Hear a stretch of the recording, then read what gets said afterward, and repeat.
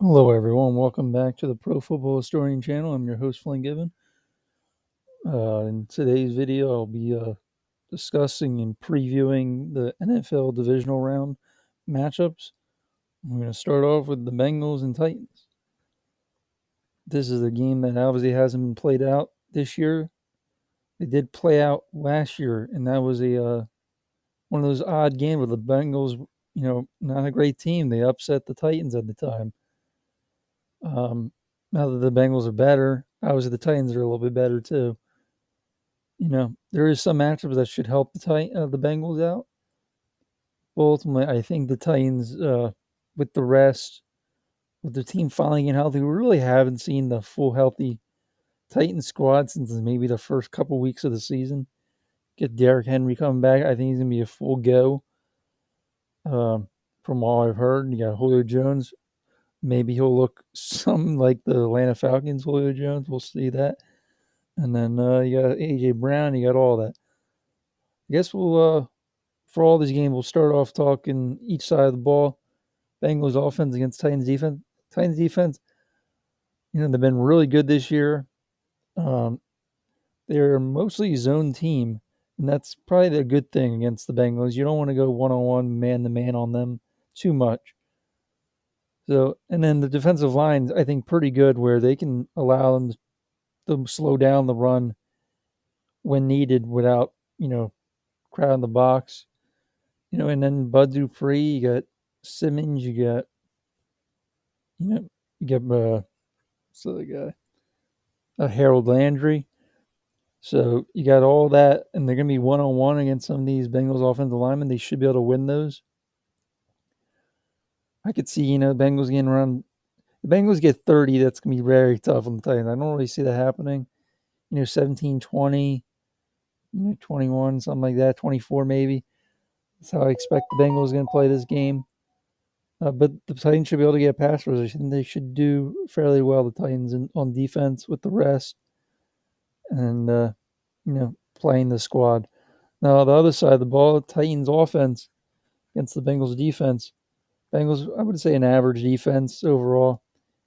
Uh, and I think they're going to have a hard time. They might be able to not get destroyed in the running game with Derrick Henry. They might be able to, give up 90, 100 yards, 110. But with that, it's going to be the play action passes, and they're going to, I don't know if they can really cover these guys one on one. So that should, I expect actually early, maybe the Titans will just try to throw downfield on the one on ones they get because the Bengals are probably gonna be worried about the run game, and I think Tannehill should play pretty well. If he doesn't, obviously that helps the Bengals out. But again, I think the Titans are gonna win this game. Wouldn't be shocked that they lost. Obviously, they lost last year. That was more shocking probably than if the Bengals won this game. But I think the Titans move on. They will play host to whoever wins the Chiefs Bills game, which we'll talk about. Now, the second game on Saturday, the 49ers and Packers, um, a rematch of an earlier game this year on I believe it was Sunday Night Football. Packers won it on the road, on a late field goal, driving down with 32 seconds left. This game is going to be about 0 degrees. It's not colder. I think the 49ers, yeah, they could run it, and that's going to give Packers issue. They're not the greatest stopping the run. They're better than previous years, though. So people shouldn't think this is the same Packers squad. Plus, they're getting healthy. So, again, how much when you're putting a bunch of guys out there that haven't played in a while, maybe even not played this whole season or played since week one, like Zadarius Smith, you know, you don't know how they're going to play. It's the first game back, some of them. Some haven't played in months. So, you would think that would help them. They're rested, they're healthy, but also, you haven't played football in a while. So, another factor. I'm going to say if this team played 100 times, I think the Packers will win most of them. I think the only thing the Packers will have problem with is the 49 run game. But if they don't think Jimmy Garoppolo can throw in the cold or they can just worry about the run game. And now they got Jair Alexander probably going to be back. Get Eric Stokes. They can just play one-on-one, which, look, they're tough receivers for the 49ers to cover one-on-one. Obviously, Kittle will have probably a good matchup. They might even put Kevin King occasionally on him, corner. They'll play maybe Savage. So Savage has trouble with Mark Andrews and guys like that before, which most players have trouble with. This is George Kittle, so you expect him to have trouble with him too. Get Amos. I don't know how much they're going to single up the safeties on these guys, but on the tight ends, but either way. The Packers, if the only thing they need to slow down is the run game, I think the Packers have the ability to just shut that down. They've shown it before with like the Vikings, Dalvin Cook, and other games. The only game they really had trouble was the Browns game where they gave up 200 yards. That was more just poor tackling. Obviously, they got beat off the line a little bit, and Kenny Clark was coming off COVID, so I don't put a lot of stock in it. And again, if they can shut down the passing game of the 49ers, or Jimmy Garoppolo can't play in these conditions, and especially with the injuries he has, I can see the Packers, having their way, defensively and doing similar things they did in the first half of the game they played earlier this year. And offensively, yeah, could they get a pass rush? I guess. I think Billy Turner, Dave Bakhtiari, and Josh Myers are all going to play. I don't see Josh Myers seems like a full go. Billy Turner is full go to practice, I think.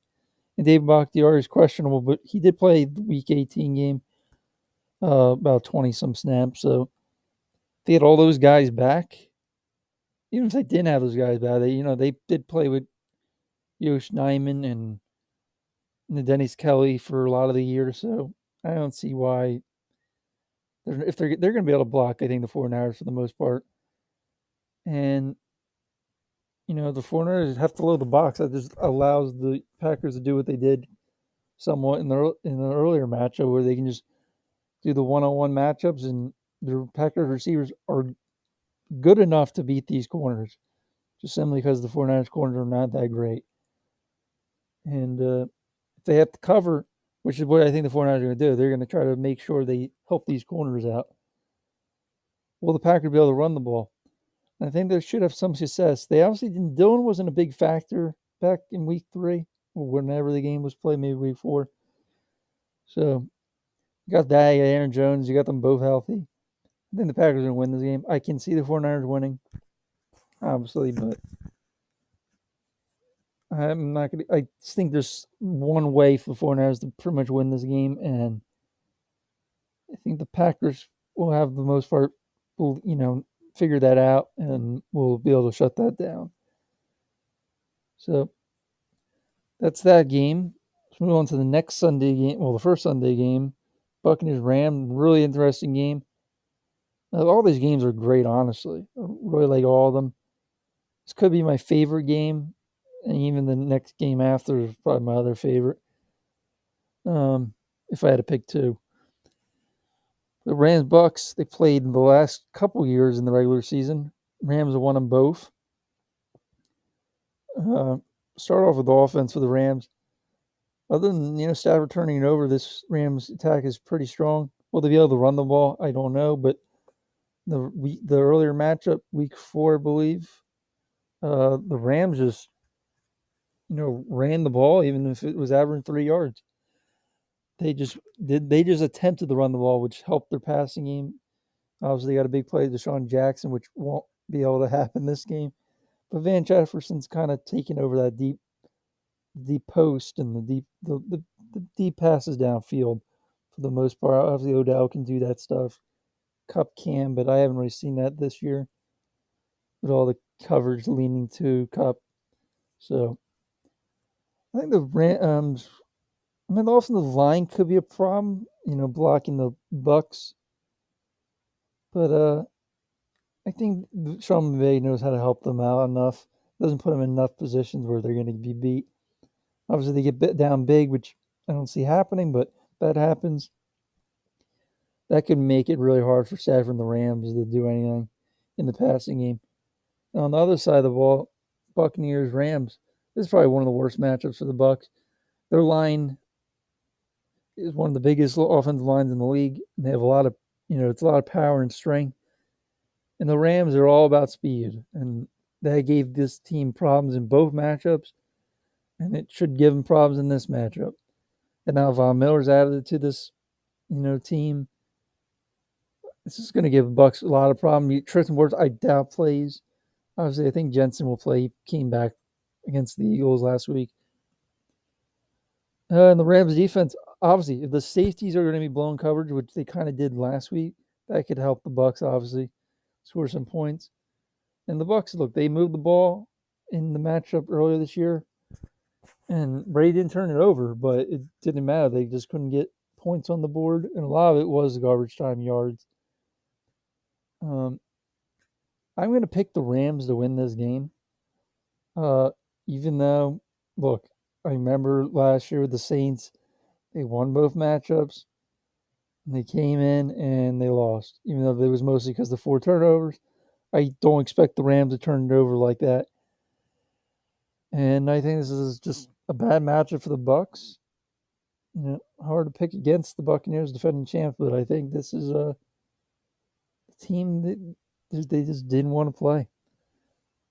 So I'm going to pick the Rams. I picked them before the year in the same matchup in the divisional round. I'm just going to I would pick against what I did earlier in the year, but a lot of things just stay true, and that's why I'm going to stick with them. Bucks win, which means Bucks lose, so Rams and Packers NFC Championship game, if I'm correct. Going for the last game Sunday night, 6:30 Eastern time. The Chiefs hosting the Bills. Before the year, I had this matchup in the AFC Championship, and I had the Chiefs. I'm going to go against what I picked earlier in the year. I think a lot's changed for both teams. And I'm favoring the Bills right now. Talking about each side, though. Bills offense, I think they're going to do enough what they can. I think the offensive line's not great, but which the Chiefs should have an advantage there. But I think the Bills with Josh Allen, they'll score enough. Their receivers will beat these corners. The Chiefs like to take risks and play man coverage, and they're okay with getting beat a couple times deep. I think the Bills can do that with McKenzie and Diggs and stuff like that. And it won't be like New England where they just can't get to Josh Allen. I think the Chiefs can get to him with Melvin Ingram and Frank Clark and Chris Jones. But I think the Bills can reach around 30. And the thing is, can the Chiefs do that? Chiefs can. But ultimately, I don't think the Chiefs will be patient enough running the ball. And you don't want to be throwing the ball 40, 50 times, possibly against the Bills' defense. When they know it's a pass, they're very, very good, if not the best in the league in pass defense. That's why I'm leaning to the Bills right now. I just think they can score enough. Their offenses are very similar in terms of how good they are. I think I just trust the Bills' defense a little bit more. I think they're better. I think the Bills will go in the Arrowhead, for the second time this year, and pull off the upset and go to the AFC Championship, meaning they're going to go to Tennessee, if I'm correct. That's my predictions. I possibly could be wrong on every single one because these are some great games. And this is arguably the best football week of the year. Let's move on to some of the rumors and things going on. Obviously, big news just came out. So I think it's Joe Shine. I'm not actually sure. I just saw this news right now, actually. He is now the GM. Sorry if I said his name wrong. Just reading, and also this seems like because he's from the Bills, he'll probably have Dable as the coach. Obviously, they're playing. They're gonna have to wait next week to figure that out. Wasn't surprised. I thought the Giants will hire their GM in the next couple days. That's what they did. Now everyone's leaning to Dable, and I wouldn't be surprised if that's the case. Josh McCown again in the news for the Texans head coaching job. kind of don't understand it. I mean, like, we haven't seen him be a coordinator. Like, at least Kellen Moore, like another quarterback, has done that. Don't know. I think I really like McCown as a guy. Just it's a little odd that he's getting head coaching news. It's kind of like their last hire with Davey Coley. Didn't really get interviewed a lot, and then they're just like, "Oh, we're interviewing him, and we hired him." Um, Dennis Allen being interviewed, he should. He's been really good for the Saints. Uh, he's some future contract. Damon Arnett is a big one. Chiefs, not surprising, division rival, and the Chiefs of all teams, taking chances on guys. More head coaching searches. Um, obviously, we'll see. Looks like the Raiders kind of looking like they're going to try to move on, but they can't get anyone. I just think Jim Harbaugh is trying to get that job. It's not really the Raiders trying to hire him, but we'll see. I was at the interview with Mayo. I think they're not trying to go with Rich Bisaccia anymore. Even though he did a pretty good job. Um, Joe Jackson signed. I've seen him get released. He's able to sue a Philo, so I guess they released and signed him again. It seems like to be the case. Discussing a deal with Jets with Braxton Berrios. Played pretty well, so I'm not surprised with that. Randall Cobb off the injured reserve. I know there's some other guys that are waiting to get off injured reserve, like Zaria Smith or Jair Alexander. I know Valdez Scanlon's unlikely to play. We'll see. The rest of the guys seem like they're going to play. Another interview for Jay Gruden, so they must be really liking Jay Gruden. I think that's better than what they've had. Jay Gruden's not too exciting, but he has a decent NFL offense. Can't complain too much from what the Panthers had all year.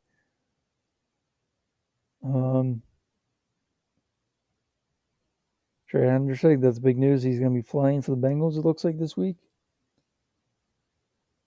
And the NFL is trying to dismiss this John Gruden lawsuit. That's all the news. I really appreciate you listening. We'll be back next week on Tuesday with another video, reviewing the divisional round, and then we'll move on from there. We'll see. Since there's only 2 games in the championship and 1 in the Super Bowl, we'll probably find other videos to talk about, other topics. But again, thank you for watching, and bye.